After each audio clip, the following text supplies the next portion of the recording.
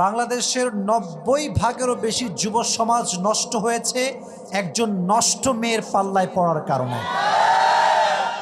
মেয়েরা ঠিক হয়ে গেলে আমরা ঠিক হয়ে যাব, এবং বিশ্বাস রাখেন এই কথা, একজন মেয়ে যখন বেপর্দায় চলে সে একা নষ্ট হয় তা নয়, বরং তার বেপর্দার রূপ দেখে হাজার হাজার যুবকের চরিত্র নষ্ট হয়ে যায়। সো মেয়ে ঠিক হয়ে গেলে ছেলেরা ঠিক হয়ে যাবে। খাদিজা রাদিয়াল্লাহু তাআলা আনহা হচ্ছেন এমন একজন মহিয়সী নারী যার ব্যাপারে নবীজি সার্টিফিকেট দিয়েছেন তিনি হবেন জান্নাতের সর্বশ্রেষ্ঠ একজন নারী। সুবহানাল্লাহ পড়লেন না?